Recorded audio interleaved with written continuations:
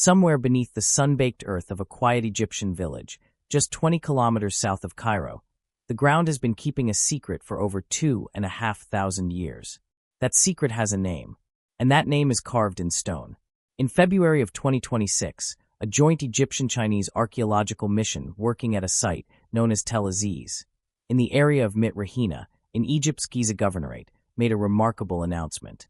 Archaeologists had revealed a substantial limestone building that likely formed part of a temple complex dedicated to Pharaoh Apries, a king who ruled during Egypt's 26th dynasty, approximately between 589 and 570 BCE. But this was no ordinary ruin buried in desert sand. Several limestone blocks preserved the king's name carved inside a royal frame, a cartouche, tying the monument directly to a specific ruler, rather than to later tradition. And alongside those royal inscriptions came something even more striking: carved ceremonial scenes depicting the king himself engaged in ritual acts before the gods. Frozen moments of devotion, pressed into stone across 2.5 millennia ago, and only now being read again by human eyes. Now, for a moment, consider what this place actually is. The ruins of Mit Rahina sit in the vicinity of what was once ancient Memphis, a city whose legacy stretches alongside the pyramid fields for more than 30 kilometers across the desert plateau. Memphis was an important city in ancient Egypt for both political and religious reasons, serving as the capital of Egypt during the Old Kingdom, as well as in several later periods. This was the city that, for much of ancient Egyptian history, sat at the very center of the world, or at least the world as the ancients knew it. And it is here, beneath the modern village that now quietly covers its ruins, that archaeologists are still, in 2026, pulling back the layers of time, stone by stone. What they have found at Tel Aziz does not simply add a footnote to history. It restores the physical presence of a pharaoh to the sacred ground of his own capital, a man whose reign was remarkable, turbulent, and ultimately tragic. A man who sat at the crossroads of great empires, made bold decisions in a world spinning toward its final age of native Egyptian power, and left his name carved in limestone for any future civilization patient enough to find it. In this video, we are going to walk through that discovery carefully: what was found, what it tells us, and why it matters. We will meet the pharaoh behind the cartouche, revisit the extraordinary city in which he built, and examine what this limestone structure tells us about the final, magnificent chapters of ancient Egypt's long story. Stay with us. The past is still speaking, and it has quite a lot to say. Before we can fully appreciate what has been found in the ground at Tel Aziz, we must first understand the man whose name has been preserved there, because knowing who Apries was makes the discovery considerably more meaningful. Apries was the fourth king of Egypt's 26th dynasty, reigning from approximately 589 to 570 BCE. He is a figure known to us by several names, depending on the source. His Egyptian birth name was Wahabre, meaning constant is the heart of Re, while his throne name was Hebre, meaning jubilant is the heart of Re forever. To the ancient Greeks, and to the historian Herodotus who wrote about him, he was simply Apries. And to readers of the Hebrew Bible, he appears as Hophra, the same man, seen through yet another cultural lens. He inherited the throne from his father, Psamtik II, in February 589 BCE, ascending to rule a kingdom that was at that point still prosperous and confident. The 26th dynasty, often called the Sate period, had done remarkable work in restoring Egypt's unity and independence after centuries of foreign pressure. Apries stepped into that inheritance as a man of royal blood, steeped in tradition, and carrying with him both the ambitions and the burdens of a dynasty in its late years. He was, by all historical accounts, an active and energetic ruler, particularly in the realm of construction.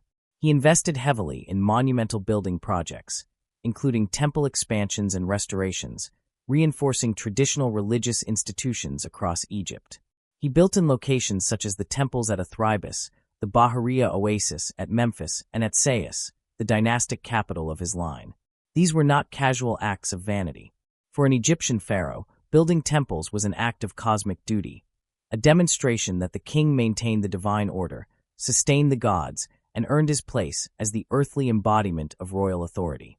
At Memphis specifically, Apries constructed a palatial complex at a site known as Kham Tumen on a promontory overlooking the city, a structure prominent enough that later, even after his fall, a Persian garrison was stationed near it, taking advantage of its commanding position.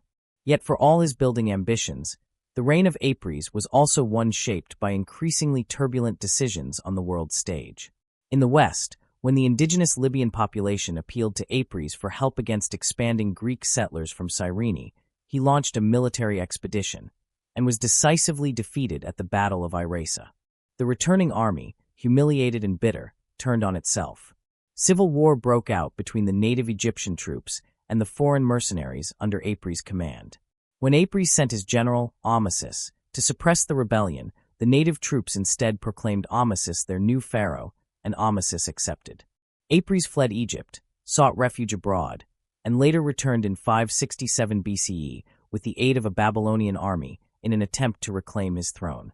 He was likely killed in the resulting battle. Despite the violent circumstances of his end, his successor, Amasis, gave him a royal burial, a final act of calculated political theater from a man who needed to appear as a legitimate heir to the throne he had just seized. What is particularly striking about Apries, and what makes the Tel Aziz discovery so resonant, is this combination of genuine royal ambition and political tragedy. He was a builder. He was a worshipper of tradition. He inscribed his name on stone and raised structures in honor of the gods of Memphis. And yet, the world outside those temple walls ultimately consumed him. The cartouches now being read by archaeologists in the rubble of Mit Rahina are, in a sense, all that remains of a king who tried, and in many ways succeeded, to leave his mark on one of the most ancient cities on earth, only to be swept aside before his projects could be fully remembered. Now that we know the man, let us turn to the city in which he built. To understand why a limestone structure bearing the name of Apries matters as much as it does, we need to understand the ground on which it was built, because that ground is not ordinary ground. It is among the most historically charged soil on the face of this earth. Memphis was one of the oldest and most important cities in ancient Egypt, located at the entrance to the Nile River Valley near the Giza Plateau. According to later tradition, it was founded around 2900 BCE by Menes, the legendary ruler credited with uniting the two prehistoric kingdoms of Upper and Lower Egypt into a single nation. From that moment of unification, Memphis became the capital of a civilization, and it would hold that distinction, in one form or another, for an extraordinarily long stretch of human history. During the early dynastic period and Old Kingdom, Memphis served as the capital of ancient Egypt for more than 6 consecutive dynasties. It was not merely a seat of government. It was the symbolic heart of the Egyptian state, the place where the authority of the pharaoh was made visible, where the gods were honored in the grandest of temples, and where the cosmic order that the Egyptians called Ma'at was actively maintained through ritual and ceremony. The city sat at a position of extraordinary geographical significance. It occupied a strategic position at the mouth of the Nile Delta and was a hub of bustling activity. Its principal port featured a high density of workshops, factories, and warehouses that distributed food and merchandise throughout the ancient kingdom. Controlling the junction between Upper and Lower Egypt meant that Memphis, in effect, held the entire country in its hands, economically, politically, and spiritually. And spiritually is perhaps the most important word here. Memphis's significance is also attributed to its religious role. It was the location of the great temple of Ptah from early on, and certain coronation ceremonies and the Hebsed festival, a jubilee celebrated by the king after 30 years of rule, were enacted there. The Memphis triad, consisting of the creator god Ptah, his consort Sekhmet, and their son Nefertum, formed the main focus of worship in the city. Ptah deserves a moment of our attention here, because his presence is directly relevant to what has been found at Tel Aziz. Ptah was revered as the god of creation, craftsmanship, and the patron of artisans. Ancient Egyptians believed that Ptah created the universe by thinking and speaking it into existence. He was not merely a local deity of modest regional significance.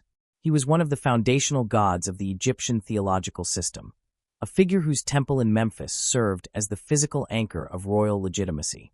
The temple also symbolized royal legitimacy. It was the site where kings were believed to draw their power directly from the gods. To build in Memphis, to inscribe your name in stone near the precinct of Ptah, was to declare yourself a rightful ruler in the most powerful terms available to an ancient Egyptian king. Even as other cities rose to prominence, such as Thebes during the New Kingdom, Tanis during the Third Intermediate Period, and Sais during the Dynasty of Apries, Memphis never truly fell from significance. Even when it was not the capital, it remained an important commercial and cultural center. Memphis's status as a religious center saw it revived under the 26th dynasty pharaohs. Egypt's gods, particularly Ptah, maintained their attraction for cult adherents, and additional monuments and shrines were constructed.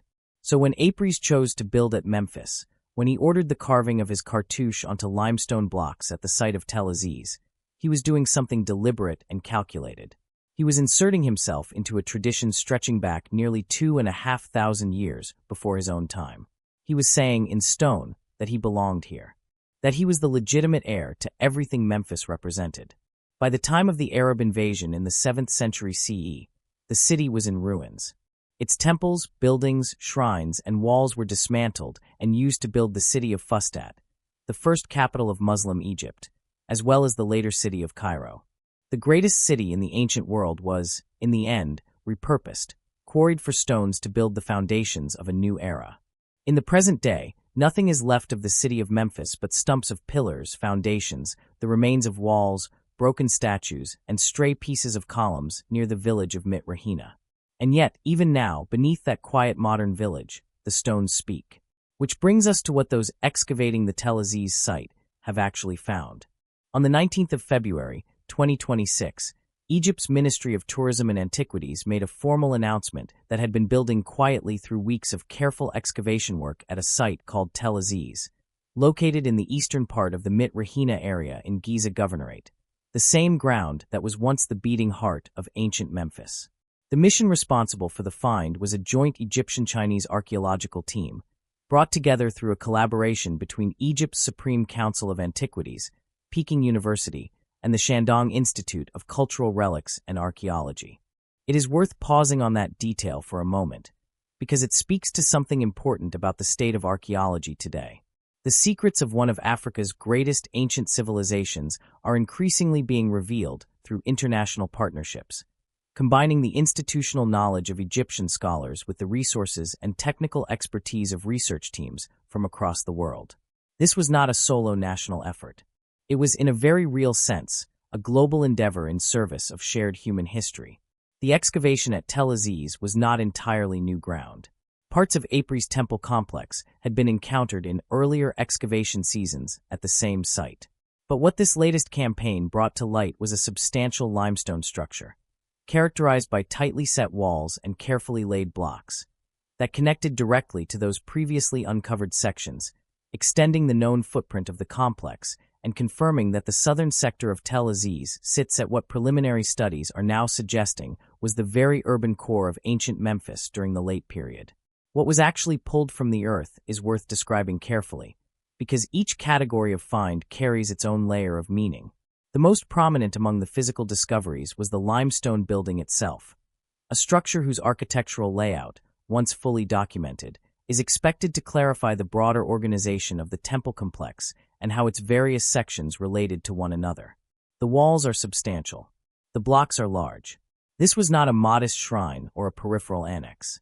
Its scale, even in its current fragmentary state, suggests a building of genuine ceremonial importance. Alongside the structure, excavators uncovered 5 headless sphinx statues. The absence of their heads, a loss almost certainly caused by deliberate ancient quarrying or later destruction, does not diminish their significance. Sphinxes in the context of an Egyptian temple were not decorative afterthoughts. They were guardians and symbolic markers of sacred space, typically flanking processional routes or positioned at the approaches to temple precincts. Their presence here reinforces the ceremonial character of the site. The inscribed limestone blocks deserve particular attention. Stone blocks and slabs recovered from the site carry hieroglyphic texts dedicated to the god Ptah, the great creator deity of Memphis, as well as the cartouches of Apries himself. These inscriptions are, in archaeological terms, what ties the entire discovery together. Without them, a limestone structure in the ground of Mit Rahina might have been attributed to any number of rulers or periods.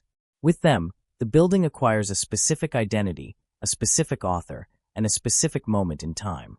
The cartouche, that distinctive oval frame enclosing a royal name, was not used loosely in ancient Egypt. It marked official, royal construction. Its presence here is a direct declaration of ownership by Apries. The dig also yielded a range of smaller but telling artifacts, including pottery, glass vessels, terracotta objects, and copper coins. These finds may seem unremarkable alongside royal inscriptions and sphinx statues, but they are, in many ways, equally valuable. They speak to the daily functioning of a temple, the offerings made, the vessels used in ritual, the economic activity that sustained a living religious institution. They confirm that this was not simply a monument left to stand in silence. It was a place where people came and returned and continued to come for centuries. And that last point leads to one of the most striking findings of the preliminary analysis. This temple, it appears, did not fall out of use when Apries fell from power. Evidence indicates that the complex remained in active use from the reign of Apries all the way through the Greek and Roman periods, meaning that for roughly 6 centuries after the king who built it was dead and buried, people were still gathering at this site, still honoring the god Ptah within these very walls, still maintaining the sacred traditions of a Memphis that outlasted the dynasty that had shaped it. Further excavation campaigns are already planned, with the Chinese co-director of the mission, Zhang Hai, confirming that excavations are set to resume in April 2026, with the aim of uncovering additional architectural elements and artifacts to reconstruct a fuller picture of the complex and its place within the broader ancient cityscape of Memphis. What has been found so far, however, is already more than enough to ask some very pointed and fascinating questions, beginning with what the inscriptions themselves are actually saying. At the heart of what makes the Tel Aziz discovery so compelling is not simply the size of the limestone structure, or even the 5 headless sphinx statues standing sentinel in the ruins. What makes this discovery speak, what gives it a voice across 25 centuries, is the writing on the stones. And to fully appreciate what those inscriptions mean, we need to understand the language in which they were written. The ancient Egyptians called it the shenu, a word derived from the Egyptian verb meaning to encircle. We know it today as the cartouche, that distinctive oval frame drawn as a loop of rope tied at one end, which enclosed the hieroglyphic names of Egyptian royalty. It was not a decorative flourish. It was a declaration of identity, of divinity, and of eternity pressed into stone. The shape itself was loaded with meaning. The oval, a rope with no beginning and no end, symbolized the circuit of the sun, and by extension, the entirety of everything the sun encircled. In Egyptian thinking, the king's name, written inside that oval, was not simply being labeled. It was being placed under the protection of cosmic order itself, shielded, in a sense, against erasure, against enemies, against the slow grinding of time. The ancient Egyptians believed, profoundly and practically, that to destroy a person's name was to destroy the person. If a name survived, in some meaningful spiritual sense, so did the one who bore it. The cartouche was therefore both a royal seal and an act of defiance against oblivion. Within the oval frame of a cartouche, the king's hieroglyphic names were rendered in carefully composed sequences of signs. Of the 5 names that made up a full Egyptian royal titulary, it was specifically the throne name, known as the praenomen, and the birth name, the nomen, that were enclosed within cartouches. For Apries, the birth name preserved in those Tel Aziz stones was Wahabre, and his throne name Habre. Each sign within the frame carried meaning, phonetic, symbolic, and theological, stacking layers of identity and divine association into a compact, elegant form. When an Egyptian stonemason carved a cartouche, he was not simply writing a label. He was performing an act of lasting consequence. And that durability is precisely the point. Carved into the massive limestone blocks of the Tel Aziz structure, the cartouches of Apries have now endured for roughly 2,600 years. Every successive age, including the Persian conquest, the Greek Ptolemies, the Romans, the Arab conquest, and every century since, passed over that ground, above those buried stones, without ever touching what lay beneath. Until now. Alongside the cartouches, the limestone blocks carry something equally significant: ceremonial scenes depicting the king performing rituals before the gods. These are not incidental decorations. In the context of an ancient Egyptian temple, carved scenes of royal ritual had a function that went far beyond the merely aesthetic. Egyptian temples were, in the theological understanding of their builders, not simply buildings. They were models of the cosmos, carefully designed environments in which the divine order of the universe was actively maintained through daily ritual. Every room, every wall, every carved surface within a temple had a purpose tied to that maintenance. The walls of the middle sections, in particular, were traditionally the space where the king was depicted engaged in acts of worship and offering before the gods. And here lies a detail that is easy to overlook but deeply important. The scenes on these walls did not merely record rituals that had already happened. They were understood to perpetuate those rituals in perpetuity through the power of sacred imagery. As long as the carved scenes existed on the walls, the rituals they depicted were, in a theological sense, being continuously performed. The king shown offering before Ptah was not a historical snapshot. He was an eternal act, frozen into the stone so that the god would never go unattended, the cosmic order would never be disrupted, and Egypt would never be left without its rightful intermediary between the human and divine worlds. This is what the ceremonial scenes at Tel Aziz represent. Apries, carved in stone in the sacred city of Memphis, forever making his offerings before the gods of creation. It was how a king demonstrated that he was doing his duty, not just to his people, but to the universe itself. When archaeologists look at those scenes today, they are reading not just history but theology, a visual statement about what kingship meant, what the gods required, and what a pharaoh owed to the order of all things. And the fact that those scenes are inscribed with the name of Apries specifically tells us something crucial. This king was not building anonymously as a continuation of a faceless royal tradition. He was making a personal declaration. His name, his image, his devotion, set into the limestone of Memphis, one of the most sacred cities on earth, for as long as the stone should last. It has lasted rather well. One of the most important questions that any discovery of this kind demands is a deceptively simple one. What exactly was this building? A temple? A palace annex? A ceremonial hall? The answer, as archaeology often reminds us, is rarely straightforward. And at Tel Aziz, we are still in the process of uncovering it. But what we already know is more than enough to draw some well-reasoned conclusions about the nature and purpose of what Apries built here. To begin, let us place the Tel Aziz site in its broader physical context within ancient Memphis. Preliminary studies of the southern sector of the site suggest that this area formed part of what was once the urban and religious core of the city, the zone where royal authority and sacred life overlapped most directly. That positioning alone tells us something significant. Buildings placed at the heart of Memphis were not peripheral structures. They were statements of intent, constructed where they would be most visible, most accessible, and most closely associated with the power of the gods and the king. The structure itself is a limestone building of considerable scale. Its tightly set walls, large blocks, and architectural alignment with previously excavated sections of Apries temple complex all point toward a building that was part of, or directly connected to, a formal religious precinct. The inscriptions invoking Ptah, the chief deity of Memphis, confirm that this was not a secular structure. It belonged to the world of the sacred. Now, understanding what kind of sacred structure it may have been requires us to think carefully about how Egyptian temples were typically organized. Because a temple in ancient Egypt was not simply a single room with a roof. It was a carefully sequenced journey from the outer world of ordinary human life into the innermost presence of the divine. The standard layout of a major Egyptian temple complex moved from a grand entrance pylon, a massive gateway, through open courts flanked by colonnades, into progressively more enclosed and restricted spaces. Hypostyle halls filled with densely arranged stone columns, then offering halls, and finally the innermost sanctuary where the sacred image of the god resided. Each zone was more exclusive than the last. Ordinary worshippers might enter the outer courts. The hypostyle halls were the domain of priests, and the sanctuary itself could be entered only by the highest-ranking priests and the king himself, or his designated representative. The sphinxes recovered from the Tel Aziz site fit neatly into this picture. In Egyptian religious architecture, sphinx figures were not randomly placed. They characteristically lined the processional avenues leading toward temple entrances, the formal approach roads along which priests, worshippers, and the sacred bark of the god would travel during religious festivals.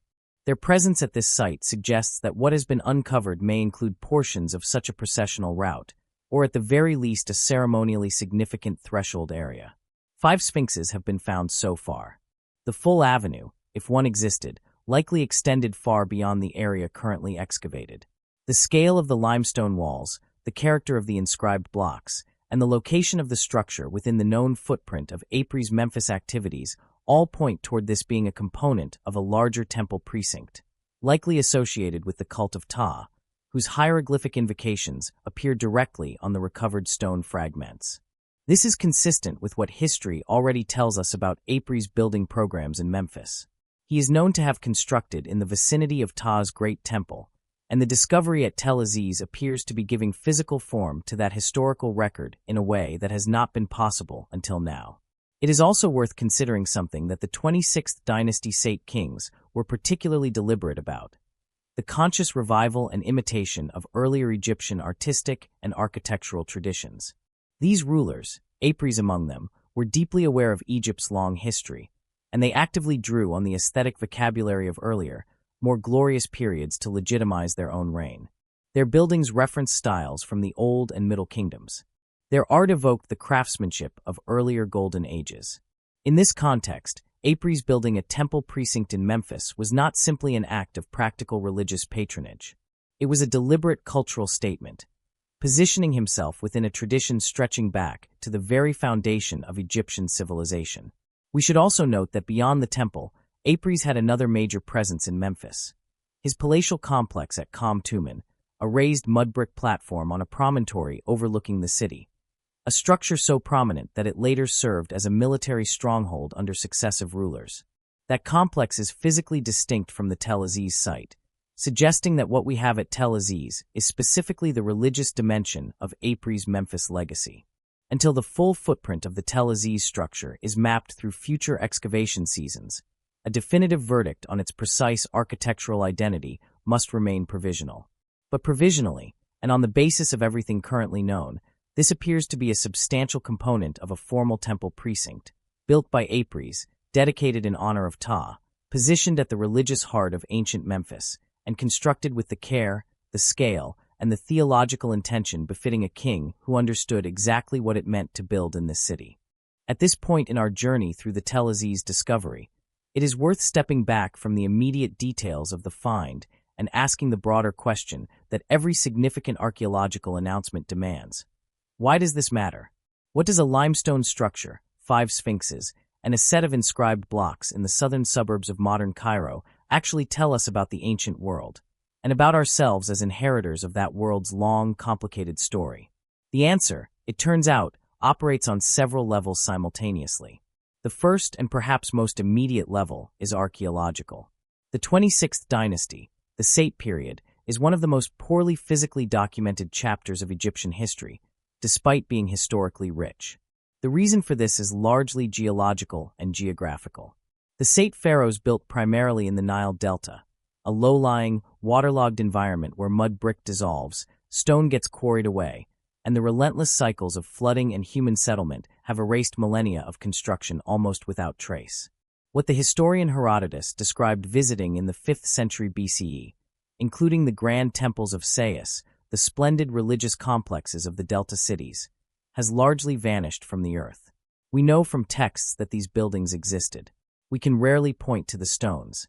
Memphis, sitting slightly further south on firmer ground, preserves more. And what is being uncovered at Tel Aziz is therefore filling a gap in the physical record of this dynasty that is genuinely difficult to fill elsewhere.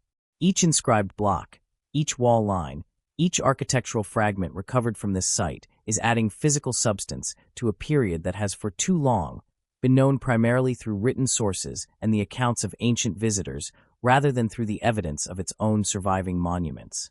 The second level of significance is dynastic and political. The 26th dynasty is described by scholars as the last native dynasty to rule Egypt before the Persian conquest of 525 BCE, a watershed moment after which Egypt would not be governed by an Egyptian-born ruler again for centuries. The Sate kings were therefore not just monarchs. They were, in retrospect, the final chapter of something extraordinary: 3,000 years of continuous native Egyptian royal tradition. Understanding them, understanding the buildings they raised and the religious programs they pursued, is essential to understanding how that tradition reached its conclusion.